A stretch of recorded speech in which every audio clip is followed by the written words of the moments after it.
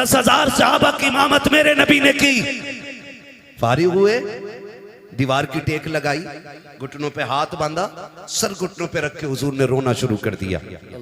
उमर जैसा गुलाम दौड़ के आ गया, हुजूर किसने तकलीफ दी है? अगर किसी ने दुख दिया है ना तो हुजूर बेटे पाले ही तेरे लिए। बेशक। अगर किसी ने उंगली उठाई है बाजू कलम कर देंगे, किसी ने आंख दिखाई है गर्दन काट देंगे। उमर किसी ने कुछ नहीं कहा है। फिर हुजूर रोए क्यों?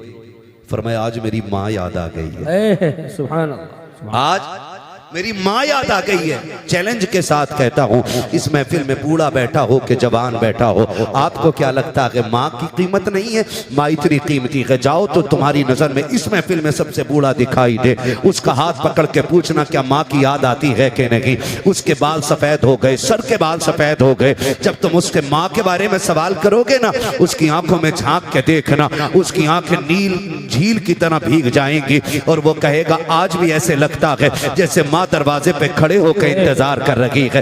आज भी ऐसा लगता है जैसे माँ आवाज दे के कह रही है पगले शाम हो गई है लौटा, देर हो गई है घर आजा। एक 70 साल के बूढ़े को भी आज माँ की याद आया करती है। खुदा की कसम खा के कहता हूँ, मुकद्दर वाले हैं जिनके सर पे माँ की ममता कहाँ चल गए। हजरत उमर ने कहा था या रसूल अल्लाह आपको भी माँ की याद आती है? हाँ उमर मुझे भी माँ की याद आती है। आका कैसे याद आती है? तब मेरे नबी ने कहा था उमर जब मेरी माँ ने मुझे देखा था तब मैं बहुत छोटा सा था, काश आज मेरी माँ होती, दरख्तों को सजदा करते देखती कितनी खुश हो जाती, पत्थरों को मेरा कलमा पढ़ते देखती कितनी खुश हो जाती। जब लोग मेरे बारगाह में आकर के खिराज अकीदत पेश करते मेरी माँ कितनी राजी होती। उमर मेरा जी तो ये चाहता है आज मेरी माँ जिंदा होती, मैं मुसल्ले इमामत पे होता, वो हुजरे के अंदर होती, मैं मुसल्ले पे खड़े होकर सूरे फातिहा की तिलावत करता। कहते उमर आहिस्ता से पर्दा हटता, अंदर से प्यार भरी आवाज आती बेटा मोहम्मद मेरी बात सुन जा। आका कहते उमर मैं नमाज तोड़ देता, मुसल्ला छोड़ देता, माँ के पास चला जाता। तब हजरत उमर ने कहा था या रसूल अल्लाह बंदगी तोड़ करके बंदी की बारगाह में जाते। तब मेरे नबी ने कहा था हाँ उमर मैं ऐसा ही करता, इसलिए कि अगर माँ राजी होती है तभी खुदा राजी हुआ। नारे तकबीर, नारे रिसालत, अज़मते वालिदैन, अज़मते वालिदैन, नारे हैदरी। माशाअल्लाह बहुत खूब। आज हमारे माँ बाप एक रोटी के लिए रोते हैं, गरम रोटी के लिए, एक गरम रोटी के लिए। सर्दी आ गई है ना, अल्लाह रोटी जल्दी ठंडी होती है, जल्दी ठंडी होती है। पहली बात तो उन्हें जो मिल जाए उसी को नसीब समझ के खाते हैं। बेशक वो सोचते हैं ये मिल रही है बड़ी बात है, ये मिल रही है बड़ी बात है, ये समझ के बेचारे ठंडी रोटी पे गुजारा कर लेते, ये समझ के बेचारे ठंडी रोटी पे गुजारा कर लेते।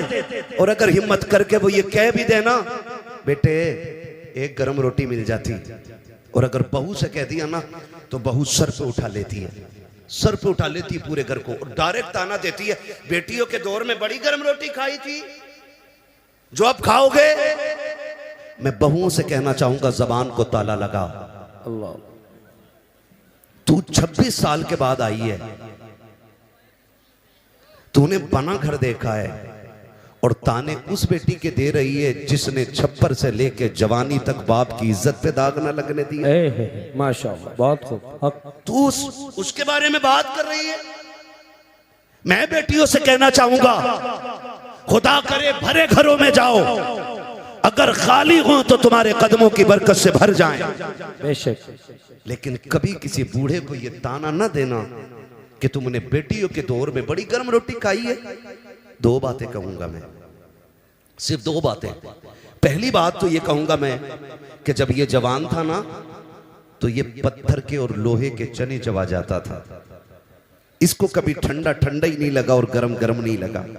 मैं एक दिन स्टेशन पे देख रहा था, मुझे हैरत हुई, एक सफेद बालों वाला बंदा ना, उसके बिल्ला लगा था, कुली था वो, और वो जो ठेली होती है ना स्टेशन पे, आपने देखी होगी ना? जी जी देखी है ना ठेली, उसको खींचता हुआ लाने वाला उसका काम था ना। तो दोपहर का वक्त था, लगभग 2 बज गए होंगे। मैंने उसको देखा, उसने टिफिन खोला, टिफिन में से रोटी निकाली, जनाब सालन कोई नहीं था, सब्जी कोई नहीं थी, है ना, सब्जी कोई नहीं थी। और उसने उस रोटी के लिए एक टिफिन में पानी भरा और ऐसे भिगो भिगो के पानी में खा रहा था वो। और उसके खाने की लज्जत का आलम यह था कि अमीर को 5 स्टार के खानों में वो मजा नहीं आता जो उस गरीब को पानी में भिगो के खाने में मजा आ रहा। बेशक बेशक, सुभान अल्लाह। ये बात तो माननी पड़ेगी कि लज्जत मसालों से नहीं आती, लज्जत हलाल के निवालों से आया करती है। ये बात मानना पड़ेगी। अगर लज्जत हलाल के निवालों से ना आती तो गरीब भूखा मर जाता। वो कभी सूखी रोटी को भिगो के ना खाता। डायरेक्ट ताना देती है बहुएं हमारे दौर की कि तुमने बेटी के दौर में क्या खाया, क्या मुकाबला कर लेगी तू बेटी का, क्या मुकाबला करेगी तू बेटी का। सोन जब रात के 2 बजे भी बाप आता था ना तो बेटी बाप को ठंडी रोटी नहीं खिलाती थी, माशाअल्लाह, बहुत रख देती थी, हक। आटा उठा के रख देती थी। और जैसी बाप रात को 1 बजे 2 बजे आया, कहा बेटी भूख लगी है जल्दी खाना खिला दे, तो मुस्कुरा के कहती थी अब्बा बस 5 मिनट दे दे। बाप कहता था बेटी क्या करोगी, कहा अब्बा ठहरना 5 मिनट का वक्त चाहिए। बाप कहता ठीक है बेटी। वो रात के 1 बजे दौड़ जाने वाली बेटी दौड़ करके किचन में गई, फ्रिज से आटा निकाला, ला करके उसने रोटी डालना शुरू की। अब्बा कहता रह गया बेटी जो रखी हो वही ला के खिला दे। उसने मुस्कुरा के कहा अब्बा तेरी कमाई खाने वाले रोजाना ताजा खाना खाएं, कमा के लाने वाला बासी खाना खाए। ये बेटी की गैरत को गवारा नहीं होता है, तुझसे 1 रोटी क्या मांग ली, तू बेटियों के ताने देती है। सुन तेरी औकात क्या है, हैसियत क्या है, तू बेटियों को तौल क्या सकती है। खुदा की कसम जब तक बेटियां घर पे रहती है बेटी शहजादी होती है, बाप बादशाह हुआ कर। सुभान अल्लाह, सुभान अल्लाह, बहुत खूब, माशाअल्लाह, हक हक। बाप वो मोहताज नहीं होता जिसको खुदा ने 7 बेटियां दी हों। अल्लाह। बाप वो मोहताज हो जाता है जिसको सिर्फ 7 बेटे मिले। हक। हाँ, 7 बेटियों का बाप कभी भूखा नहीं सोता और 7 बेटों का बाप भूखा सो जाता है। ये कड़वी सच्चाई है। डायरेक्ट ये ताना दिया जाता है बेटियों के दौर में बड़ी गर्म रोटी खाई, मुकाबला कर लेगी बेटी का। जाओ चैलेंज है मेरा, तुम्हारी कमाई के सूट तुम्हारी बीवी पहनती है, तुम्हारी कमाई के जेवर तुम्हारी बीवी पहनती है। बेटी समझदार हो गई हो ना, 12 बजे जाके कुंजी बजाना, जो सबसे पहले दौड़ के दरवाजे पे आएगी वो तेरी बेटी होगी। बेशक, सुभान अल्लाह, सुभान अल्लाह, हक। सीधी बात। बेटी के दौर में क्या खाया, बेटी के दौर में क्या खाया, खुदा की कसम बेटी के दौर में जो खाया है वो कभी जिंदगी में ये खा नहीं पाएगा और ना कोई खिला सकता है। बेटियां बेटियां होती हैं और बेटी का रिश्ता बाप के साथ बड़ा गहरा होता है। कितना गहरा, मेरे नबी जब कभी परदेश जाते ना अपना वतन छोड़ के तो सबसे आखिर में खातून जन्नत से मुलाकात करते। बहुत खूब। और जब बाहर से आते तो सबसे पहले अपनी बेटी के दरवाजे जाते। सुभान अल्लाह। क्योंकि बेटी से बहुत ज्यादा देर तक हुजूर दूर नहीं रहना चाहते थे। हक। ये रिश्ते होते हैं बेटियों के। और आज ताने, डायरेक्ट ताने, माफ कीजिएगा, डायरेक्ट कि तुमने बेटी के दौर में कितनी ताजा रोटी खाई है, ना दीजिएगा ये ताना। ये ताना बिल्कुल ना दीजिएगा। और बेटों से गुजारिश करूंगा, बेटों से तुम्हें खुदा का वास्ता है दस्तरखान पर बैठा करो ना, पहला सवाल अब्बा के खाने के बारे में किया करो। मेरे बाप ने खाया कि नहीं खाया, मेरी माँ को खाना मिला कि नहीं मिला, ये पहला सवाल तुम्हारा होना चाहिए। अगर बीवी कहे छोड़ो, उनके तो ड्रामे ही रहते हैं, नाटक करते हैं। कल लेके गई थी, वापस कर दिया खाना, खाना उठा अपने आगे का जवाब आपके आगे, और जैसे भी मना के खिलाई खिला, पैर पकड़ने पड़े पकड़ ले, जूतियां सर पे रखनी पड़े रख ले, इसलिए कि सुन तेरी जन्नत काबे के साये में नहीं बाप के कदमों के नीचे नजर आया करे। बेशक, सुभान अल्लाह, हक। बाप की रजा में औलाद की रजा होती है, उसे राजी करो। कह रहे हैं मौलाना मेरे अब्बा को जानते ही नहीं है, बहुत खतरनाक है मेरा अब्बा। हक बात। तुम्हें क्या, तुमने तो तकरीर कर दी। मेरे अब्बा से एक बार मिल लेते तो कभी दोबारा नहीं कहते इन्हें सलाम कर लियो। कहा क्योंकि मेरा अब्बा बहुत खतरनाक है, डाकू है। क्यों, तेरे अब्बा देखते ही गोली मार देते। क्यों नहीं? 6 साल हो गए मैं तो बोला ही नहीं अपने बाप से। क्यों? कौन की शिकल ही ऐसी है, कभी सीधे मुंह देखते ही नहीं। सुन भाई, बाप तेरा है, गारंटी मैं दे रहा हूं। बेशक हक। बाप तेरा है, गारंटी मैं दे रहा हूं। तू कह रहा है ना तेरा बाप खतरनाक है, तू कह रहा है ना तेरा बाप सुनता नहीं। जाओ इतनी बड़ी महफिल में जिसका भी बाप नाराज हो ना, महफिल खत्म हो वो अपने घर जाए और जाके अपने बाप के पैर पकड़ लेना। क्या करना है? जोर से पैर पकड़ना। नाराज होके बैठे बड़े समझदार लड़के, कह रहे आप जरूरत ही नहीं अब्बा की, LLB कर रखा मैंने, अब्बा को भी 6 महीने की करा दूंगा। सारे कानून सीख ही अब्बा के लिए रहा है। हाँ, सारी ताकत बाप को दिखाते हैं हम लोग। कह रहे अब जरूरत ही नहीं है बाप की, गारंटी है मेरी। बाप तेरा के नाराजी तुझसे है, तुझसे नाराजगी है, 6 साल तेरे बीत गए हैं, जाकर तूने आज तक माफी नहीं मांगी है। महफिल खत्म हो जाए, बाप के कदम पकड़ लेना और जाके उसके पैर दबाना शुरू करना। सुन, तेरा बाप है, कितना भी गुस्से वाला है, मेरी बात दिल पे लिख के ले जा। जैसे कि उसकी आंख खुलेगी, वो पूछे कौन है, कह देना अब्बा मैं आ गया हूँ। वो कह क्यों आया है, कहते माफ कर देना, मुझसे बड़ी गलती हो गई, 5 साल तुझसे दूर रहते हुए हो गए हैं, अब्बा माफी लेने आ गया हूँ। वरना कल हम ही में से कई लोग ऐसे होंगे जो कहेंगे हम गए थे रात महफिल में लेकिन क्या मिला, कुछ नहीं।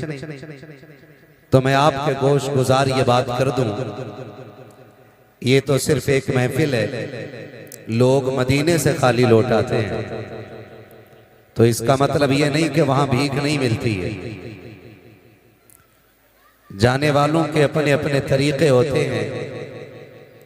कोई लाल रुमाल लपेट के जाता है तो पूरी जिंदगी मदीने में धक्के खाता है, एक बार हुजूर की जियारत नसीब नहीं होती।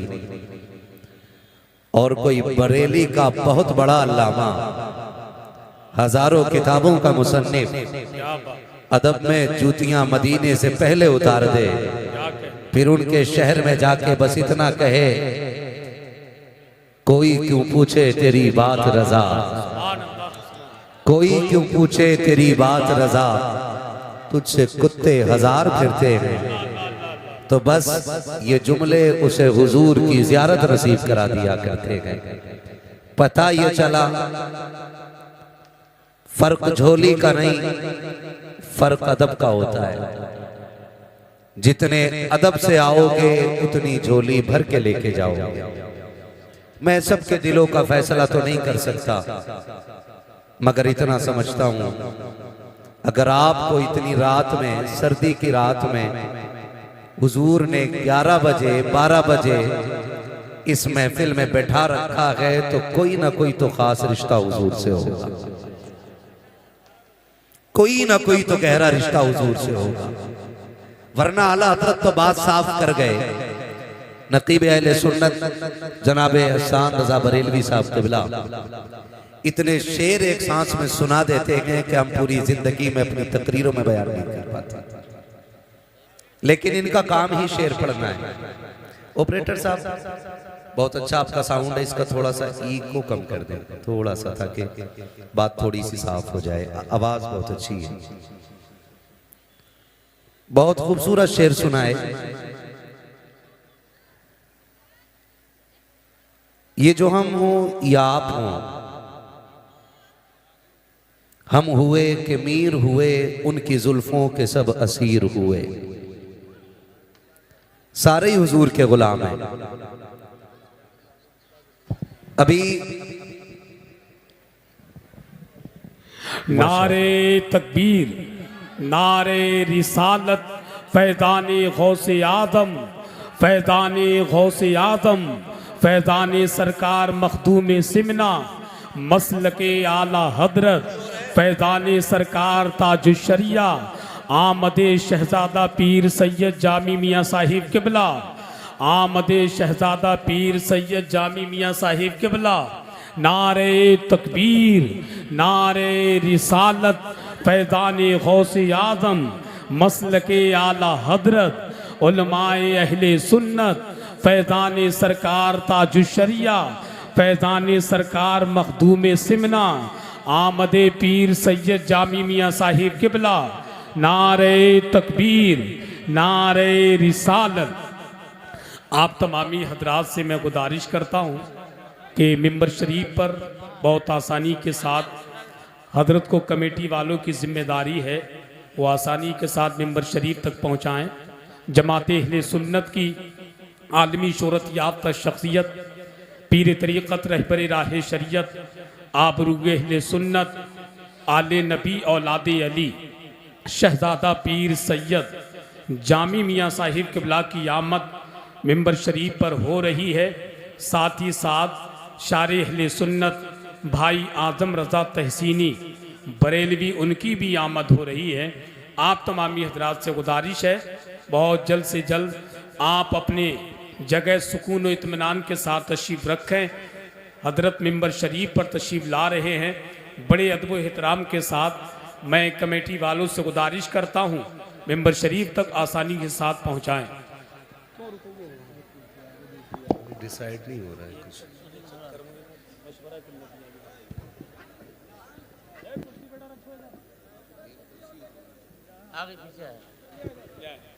आले नबी औलादे अली की आमद आमद है। सारे लोग अपनी अपनी जगह पे अदब से खड़े हो जाएं। नारे तकबीर, बहुत बड़ी शख्सियत की आमद हो रही, इधर हाथों को उठाइए।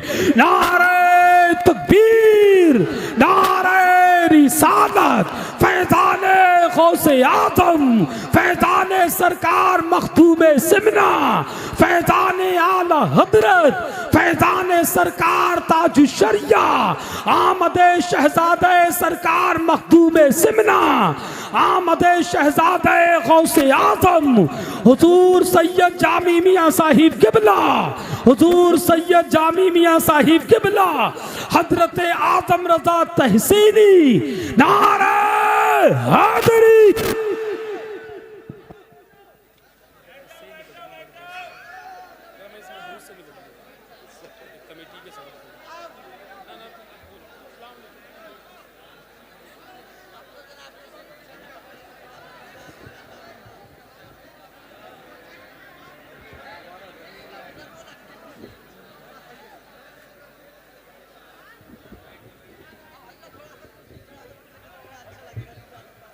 कुर्सी अब थोड़ी साइड करो हमारी, थोड़ी इधर करो, और थोड़ा सा पीछे ले लो, पीछे ले लो बस।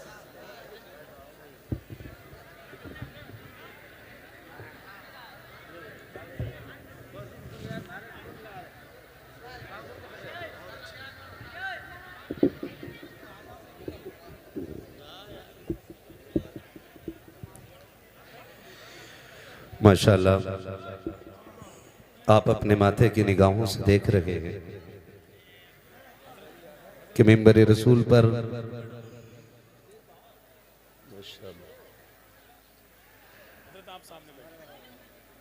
आले नबी औलादे अली, पीर तरीक़त रहबर राह शरीयत, अताए मखदूम सिमना,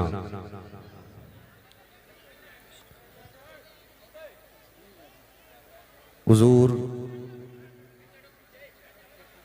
सैयद जामी अशरफ साहिब क़िबला दामाज़िल्लहुल अली मिंबर रसूल पर जलवागर हो चुके हैं।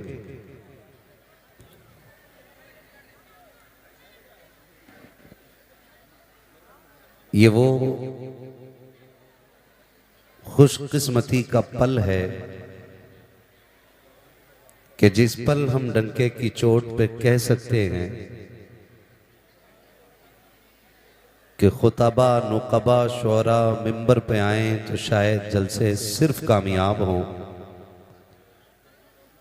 लेकिन अगर मिंबर पर अली का लाल आए तो जलसे मकबूल हो। बहुत खूब माशाअल्लाह, हक है। हुजूर से ये साहब क़िबला की आमद हो चुकी है। मैं इन शहजादों का तारुफ किन अल्फाज में कराऊं?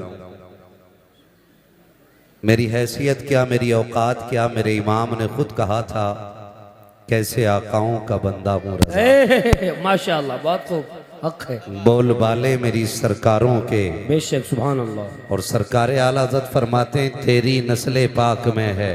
माशाल्लाह, बहुत खूब। सारे बरेलवी बैठे यहाँ पे, याद है ये शेर, पढ़े मेरे साथ, तेरी नस्ले पाक में है। बेशक बेशक। पीछे वालों के हाथ अपने हैं, किराए के नहीं है तो उठा सकते हैं। मैं ये तो नहीं कहूंगा जो उठेंगे उन्हें फालिज नहीं होगा, क्योंकि मेरे नजदीक बीमारी भी रब की नेमत होती है। बेशक बेशक, बहुत खूब, हक है। हाँ जी, अल्लाह जिसे बीमारी दे समझ लो वो अपने बंदे को करीब करना चाहता है। बेशक। हम बीमारियों पे शिकवा नहीं, उसका शुक्र अदा करने वाले लोग हैं, ठीक है ना। तो बोलें और अपने रज़वी होने का सबूत दें, तेरी नस्ले पाक में है। बच्चा बच्चा नूर का, बेशक, बहुत खूब। आपके गले में ये आला हज़रत के गुंबद वाला रुमाल मुझे बता रहा है कि आपका कोई खास हिस्सा जरूर होगा यहाँ पे, बेशक, है ना भाई। तो बोल सकते हैं आप भी, तेरी नस्ले पाक में है। बच्चा बच्चा नूर का, बेशक। मेरी आवाज तो ज्यादा बारीक नहीं है लेकिन लठ जैसी जरूर है, लेकिन आपको मेरे साथ थोड़ी मेहनत करनी पड़ेगी, है ना। बहुत कम वक्त में इंशाअल्लाह बात पूरी करने लगा हूं, आप मेरा साथ दें। तेरी नस्ले पाक में है, बच्चा बच्चा नूर का, तू है ने नूर तेरा, सब घराना नूर का, तू बेशक, है ने नूर तेरा, सब घराना नूर का। और मेरा इमाम कहता क्या बात रजा, बहुत खूब, बहुत खूब। उस चमनिस्तान करम की बेशक बेशक। जहरा है कली जिसमें हुसैन और हसन फूल, वाह, माशा जहरा है कली जिसमें हुसैन और हसन फूल। घर की बात घर वाले ज्यादा अच्छी करना जानते हैं। बेशक बेशक, हक है। और अगर सैयदों की खिताबत की बात करूं तो हमारे इमाम ने कहा कि तेरे आगे यूं हैं दबे लचे, बहुत खूब, बहुत खूब। फुसहा अरब के बड़े बड़े, बेशक, तेरे आगे यूं हैं दबे लचे, फुसहा अरब के बड़े बड़े, कोई यूं के मुंह में जबान नहीं, नहीं बल्कि जिस्म में जान। सुभान अल्लाह, सुभान अल्लाह। ये इनके घर की खिताबत का हाल है। हुजूर सैयद साहब क़िबला तशरीफ लाए, हम इस इलाके में हुजूर सैयद साहब क़िबला का तहे दिल से वेलकम, इस्तकबाल, खैर मकदम करते हैं। बेशक, हक। अल्लाह ताला हजरत का साया उम्मत के सर पे तादेर कायम करे। आमीन सुम्मा आमीन। अल्लाहुम्मा। खैरियत है सारे लोग, अल्हम्दुलिल्लाह। आज की महफिल का उन्वान अजमत वालिदैन है। मैं कोशिश करूंगा कि आप तक अपनी बात पहुंचा दूं। थके तो नहीं है ना अभी आप? अभी आपको मेरे बाद हुजूर सैयद साहब क़िबला का खिताब भी सुनना है, और हमारे शायर अहले सुन्नत आजम तहसीनी साहब, उनकी भी नाते सुननी है। और हिंदुस्तान का एक बहुत बड़ा लहजा जनाब ज़ैनुल आबिदीन कानपुरी, उनको भी आपको सुनना। सुनेंगे ना इंशाल्लाह? इंशाल्लाह इंशाल्लाह। सारे सुन के जाएंगे या खिलौना लेके चले जाएंगे पहले से? सुन के जाएंगे, सुन के जाएंगे। सुन के जाएंगे ना इंशाल्लाह? कितने लोग इरादा करके बैठे हैं, जरा हाथ उठा के बता दें। सुभान अल्लाह। सैयद साहब क़िबला की बारगाह में अरीज़ा है कि इस जुमले पे आमीन कह दें, बड़ा एहसान आपका होगा। जिन्होंने हाथ उठाए अल्लाह उन्हें माँ बाप के साथ हुजूर का मदीना दिखा दे। आमीन सुम्मा आमीन। अल्लाहुम्मा आमीन। बेशक, सलामत रखे। बुलंदियों का बड़े से बड़ा निशान छुआ, बुलंदियों का बड़े से बड़ा निशान छुआ, उठाया गोद में माने तब आसमान छुआ। बहुत खूब, माशाअल्लाह, हक। अजीजाने मिल्लत इस्लामिया, इमारतों का बुलंद होना, जमीन जायदाद का कसरत से होना, बैंक बैलेंस का अनलिमिटेड होना, ये मेहनत से होता है। लेकिन माँ बाप का औलाद के साथ जिंदा होना ये मुकद्दर से होता है। बेशक बेशक, सुभान अल्लाह, सुभान अल्लाह। खुदा आपको सलामत रखे। अल्लाह ने जिनके माँ बाप का साया सर पे सलामत रखा है वो बड़े नसीब वाले हैं। ये नेमत हर शख्स के हिस्से में नहीं आती है। इसका अंदाजा ईद की 2 रकात के बाद अच्छी तरह हो जाता है। कि जिन नौजवानों के माँ बाप जिंदा होते हैं वो 2 रकात पढ़ के घर की तरफ जाते हैं, और जिनके इंतकाल कर जाते हैं वो कब्रिस्तान की तरफ जाया करते अल्लाह हैं। अल्लाह, बेशक बहुत खूब, हक। ये आपका ईदगाह से मुड़ना बताता है कि ईद उनकी ईद होती है जिन्हें मुबारकबाद देने वाले माँ बाप जिंदा होते हैं। मेरी कौम का रवैया ये है कि माँ बाप जिंदा हों या मुर्दा, उनकी मोहब्बत का इजहार सिर्फ महफिल में होता है। कोई भी सना खां, नात खां वालिदैन के हवाले से कोई शेर पढ़ दे तो हम यूं गड्डी पकड़ के और चलाना शुरू कर देते हैं। उसी शख्स के बूढ़े माँ बाप घर पे बैठे हुए एक खांसी के सिरप का रेपर मुट्ठी में लेके बैठे रहते हैं कि कभी बेटे को इतनी फुर्सत मिले कि वो हमसे खैरियत पूछे तो हम उसे अपनी दवा का पर्चा दें। अल्लाह अल्लाह, महीने बीत जाते हैं लेकिन वो पर्चा कभी तकिए के नीचे से नहीं निकलता। अल्लाह। ये सर्दी का मौसम है, कितने बूढ़े बाप ऐसे इंतकाल कर जाएंगे कि बेटों को उनके मरने की खबर भी नहीं होगी।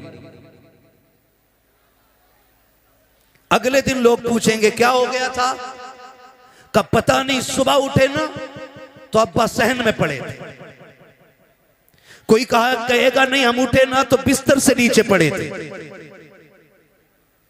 ये बात कहकर के नादानी अपनी जाहिर करके पाप की कमी बताने की हम कोशिश करेंगे।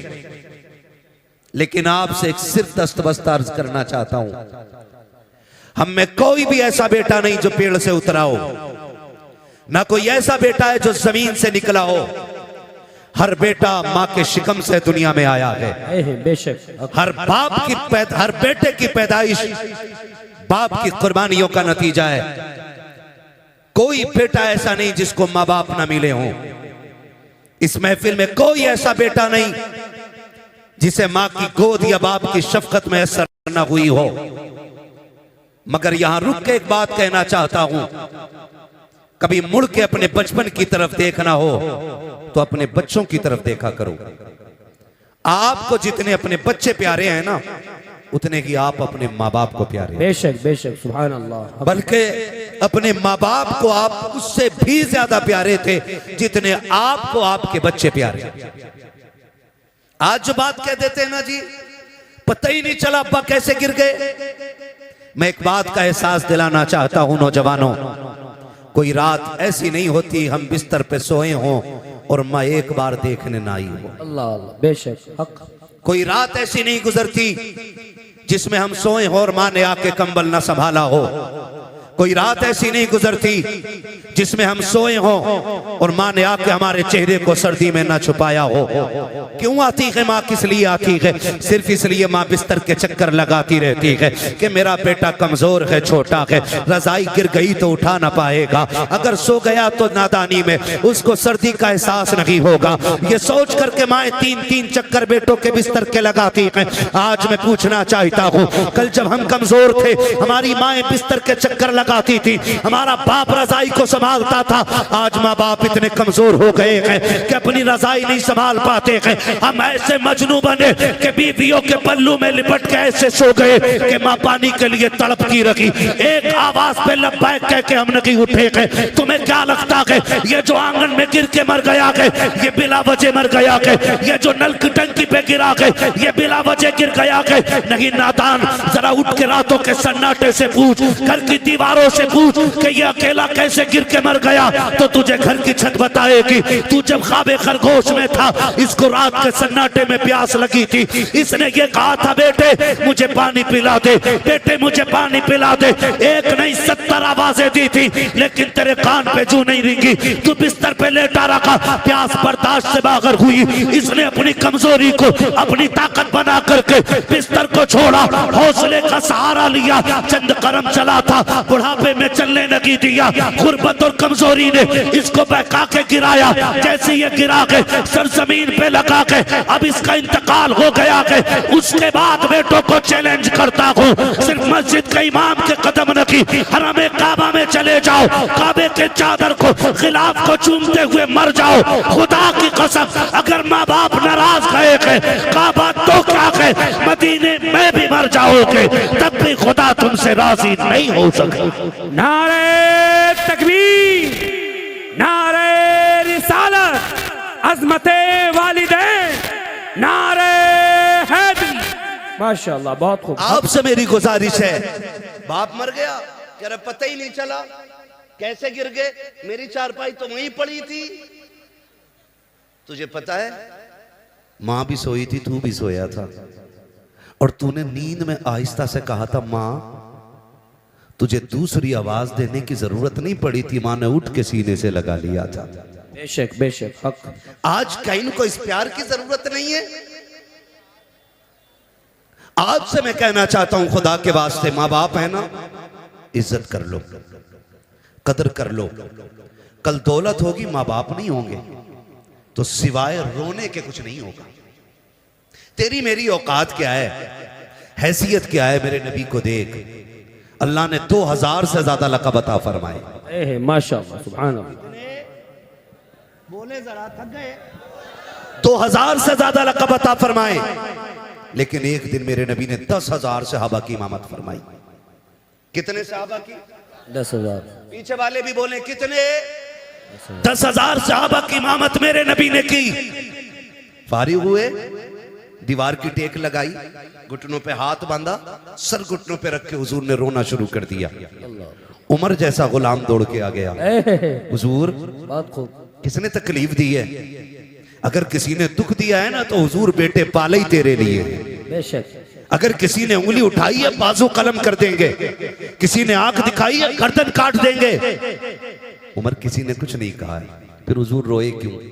फरमाया आज मेरी माँ याद आ गई है। सुभान अल्लाह, आज मेरी माँ याद आ गई है। चैलेंज के साथ कहता हूँ, इस महफिल में बूढ़ा बैठा हो कि जवान बैठा हो, आपको क्या लगता है कि माँ की कीमत नहीं है? माँ इतनी कीमती है, जाओ तो तुम्हारी नजर में इस महफिल में सबसे बूढ़ा दिखाई दे, उसका हाथ पकड़ के पूछना क्या माँ की याद आती है कि नहीं। उसके बाल सफेद हो गए, सर के बाल सफेद हो गए, जब तुम उसके माँ के बारे में सवाल करोगे ना, उसकी आंखों में झांक के देखना, उसकी आंखें नील झील की तरह भीग जाएंगी और वो कहेगा आज भी ऐसे लगता है जैसे माँ दरवाजे पे खड़े होकर इंतजार कर रही है। आज भी ऐसा लगता है जैसे माँ आवाज दे के कह रही है पगले शाम हो गई है लौटा, देर हो गई है घर आजा। एक 70 साल के बूढ़े को भी आज माँ की याद आया करती है। खुदा की कसम खा के कहता हूँ, मुकद्दर वाले के जिनके सर पे माँ की ममता कहाँ चल गए। हजरत उमर ने कहा था या रसूल अल्लाह आपको भी माँ की याद आती है? हाँ उमर मुझे भी माँ की याद आती है। आका कैसे याद आती है? तब मेरे नबी ने कहा था उमर जब मेरी माँ ने मुझे देखा था तब मैं बहुत छोटा सा था, काश आज मेरी माँ होती, दरख्तों को सजदा करते देखती कितनी खुश हो जाती, पत्थरों को मेरा कलमा पढ़ते देखती कितनी खुश हो जाती, जब लोग मेरे बारगाह में आकर के खिराज अकीदत पेश करते मेरी माँ कितनी राजी होती। उमर मेरा जी तो ये चाहता है आज मेरी माँ जिंदा होती, मैं मुसल्ले इमामत पे होता, वो हुजरे के अंदर होती, मैं मुसल्ले पे खड़े होकर सूरे फातिहा की तिलावत करता। कहते उमर आहिस्ता से पर्दा हटता, अंदर से प्यार भरी आवाज आती बेटा मोहम्मद मेरी बात सुन जा। आका कहते उमर मैं नमाज तोड़ देता, मुसल्ला छोड़ देता, माँ के पास चला जाता। तब हजरत उमर ने कहा था या रसूल अल्लाह बंदगी तोड़ करके बंदी की बारगाह में जाते। तब मेरे नबी ने कहा था हाँ उमर मैं ऐसा ही करता, इसलिए कि अगर माँ राजी होती है तभी खुदा राजी हुआ। नारे तकबीर, नारे रिसालत, अज़मते वालिदैन, अज़मते वालिदैन, नारे हैदरी। माशाअल्लाह, बहुत खूब। आज हमारे माँ बाप एक रोटी के लिए रोते हैं, गरम रोटी के लिए, एक गरम रोटी के लिए। सर्दी आ गई है ना, अल्लाह, रोटी जल्दी ठंडी होती है, जल्दी ठंडी होती है। पहली बात तो उन्हें जो मिल जाए उसी को नसीब समझ के खाते हैं। बेशक। ही नहीं, वो सोचते हैं ये मिल रही है बड़ी बात है, ये मिल रही है बड़ी बात है। ये समझ के बेचारे ठंडी रोटी पे गुजारा कर लेते, ये समझ के बेचारे ठंडी रोटी पे गुजारा कर लेते। और अगर हिम्मत करके वो ये कह भी देना, बेटे एक गरम रोटी मिल जाती, और अगर बहू से कह दिया ना तो बहू सर पे उठा लेती है, सर पे उठा लेती है पूरे घर को, और डायरेक्ट ताना देती है, बेटियों के दौर में बड़ी गरम रोटी खाई थी जो अब खाओगे। मैं बहुओं से कहना चाहूंगा, जबान को ताला लगा। अल्लाह, तू 26 साल के बाद आई है, तूने बना घर देखा है, और ताने उस बेटी के दे रही है जिसने छप्पर से लेके जवानी तक बाप की इज्जत पे दाग न लगने दिया। माशाअल्लाह, बहुत खूब। हक। तू उसके बारे में बात कर रही है। मैं बेटियों से कहना चाहूंगा, खुदा करे भरे घरों में जाओ, अगर खाली हो तो तुम्हारे कदमों की बरकत से भर जाएं। बेशक। लेकिन कभी किसी बूढ़े को यह ताना न देना कि तुमने बेटियों के दौर में बड़ी गर्म रोटी खाई है। दो बातें कहूंगा मैं, सिर्फ दो बातें। पहली बात तो ये कहूंगा मैं कि जब ये जवान था ना, तो ये पत्थर के और लोहे के चने चबा जाता था। इसको कभी ठंडा ठंडा ही नहीं लगा और गरम गरम नहीं लगा। मैं एक दिन स्टेशन पे देख रहा था, मुझे हैरत हुई, एक सफेद बालों वाला बंदा ना, उसके बिल्ला लगा था, कुली था वो, और वो जो ठेली होती है ना स्टेशन पे, आपने देखी होगी ना? जी जी, देखी है ना ठेली, उसको खींचता हुआ लाने वाला उसका काम था ना। तो दोपहर का वक्त था, लगभग 2 बज गए होंगे। मैंने उसको देखा, उसने टिफिन खोला, टिफिन में से रोटी निकाली, जनाब सालन कोई नहीं था, सब्जी कोई नहीं थी, है ना, सब्जी कोई नहीं थी। और उसने उस रोटी के लिए एक टिफिन में पानी भरा और ऐसे भिगो भिगो के पानी में खा रहा था वो। और उसके खाने की लज्जत का आलम यह था कि अमीर को 5 स्टार के खानों में वो मजा नहीं आता जो उस गरीब को पानी में भिगो के खाने में मजा आ रहा। बेशक बेशक, सुभान अल्लाह। ये बात तो माननी पड़ेगी कि लज्जत मसालों से नहीं आती, लज्जत हलाल के निवालों से आया करती है। ये बात मानना पड़ेगी। अगर लज्जत हलाल के निवालों से ना आती तो गरीब भूखा मर जाता। वो कभी सूखी रोटी को भिगो के ना खाता। डायरेक्ट ताना देती है बहुएं हमारे दौर की कि तुमने बेटी के दौर में क्या खाया, क्या मुकाबला कर लेगी तू बेटी का, क्या मुकाबला करेगी तू बेटी का। सोन, जब रात के 2 बजे भी बाप आता था ना, तो बेटी बाप को ठंडी रोटी नहीं खिलाती थी, माशाअल्लाह, बहुत रख देती थी, हक। आटा उठा के रख देती थी। और जैसी बाप रात को 1 बजे 2 बजे आया, कहा बेटी भूख लगी है जल्दी खाना खिला दे, तो मुस्कुरा के कहती थी अब्बा बस 5 मिनट दे दे। बाप कहता था बेटी क्या करोगी, कहा ठहरना 5 मिनट का वक्त चाहिए। बाप कहता ठीक है बेटी। वो रात के 1 बजे दौड़ जाने वाली बेटी दौड़ करके किचन में गई, फ्रिज से आटा निकाला, ला करके उसने रोटी डालना शुरू की। अब्बा कहता रह गया बेटी जो रखी हो वही ला के खिला दे। उसने मुस्कुरा के कहा अब्बा तेरी कमाई खाने वाले रोजाना ताजा खाना खाएं, कमा के लाने वाला बासी खाना खाए। ये बेटी की गैरत को गवारा नहीं होता है, तुझसे 1 रोटी क्या मांग ली, तू बेटियों के ताने देती है। सुन तेरी औकात क्या है, हैसियत क्या है, तू बेटियों को तौल क्या सकती है। खुदा की कसम, जब तक बेटियां घर पे रहती है बेटी शहजादी होती है, बाप बादशाह हुआ कर। सुभान अल्लाह, सुभान अल्लाह, बहुत खूब, माशाअल्लाह। हक हक। बाप वो मोहताज नहीं होता जिसको खुदा ने 7 बेटियां दी हों।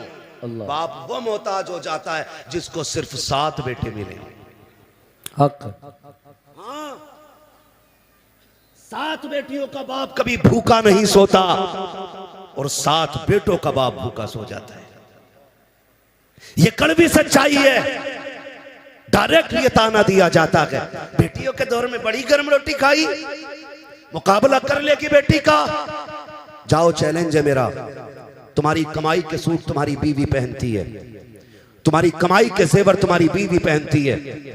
बेटी समझदार हो गई हो ना, 12 बजे जाके कुंडी बजाना, जो सबसे पहले दौड़ के दरवाजे पे आएगी वो तेरी बेटी होगी। बेशक, सुभान अल्लाह, सुभान अल्लाह। हक। सीधी बात। बेटी के दौर में क्या खाया, बेटी के दौर में क्या खाया, खुदा की कसम बेटी के दौर में जो खाया है वो कभी जिंदगी में ये खा नहीं पाएगा, और ना कोई खिला सकता है। बेटियां बेटियां होती हैं और बेटी का रिश्ता बाप के साथ बड़ा गहरा होता है। कितना गहरा? मेरे नबी जब कभी परदेश जाते ना अपना वतन छोड़ के, तो सबसे आखिर में खातून जन्नत से मुलाकात करते। बहुत खूब। और जब बाहर से आते तो सबसे पहले अपनी बेटी के दरवाजे जाते। सुभान अल्लाह। क्योंकि बेटी से बहुत ज्यादा देर तक हुजूर दूर नहीं रहना चाहते थे। हक।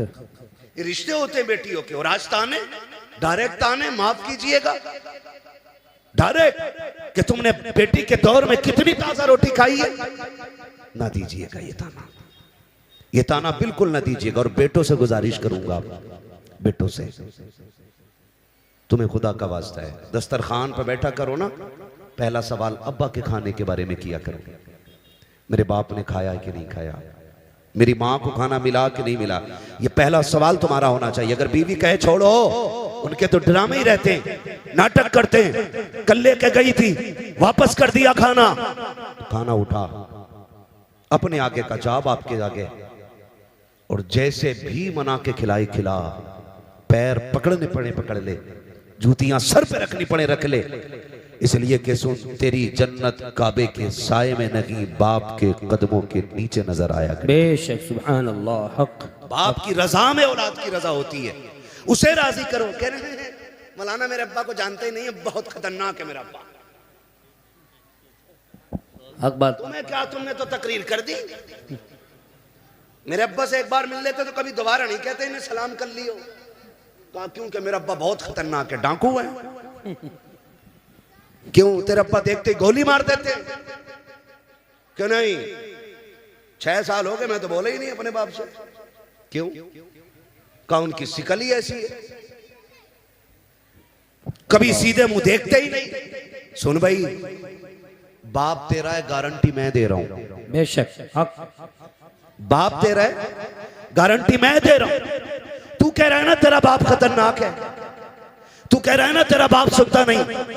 जाओ, इतनी बड़ी महफिल में जिसका भी बाप नाराज हो ना, महफिल खत्म हो, वो अपने घर जाए और जाके अपने बाप के पैर पकड़ लेना।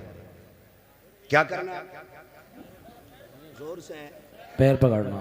नाराज होके बैठे, बड़े समझदार लड़के, कह रहे आप जरूरत ही नहीं अब्बा की, LLB कर रखा मैंने, अब्बा को भी 6 महीने की करा दूंगा। सारे कानून सीख ही अब्बा के लिए रहा है। हाँ, सारी ताकत बाप को दिखाते हैं हम लोग।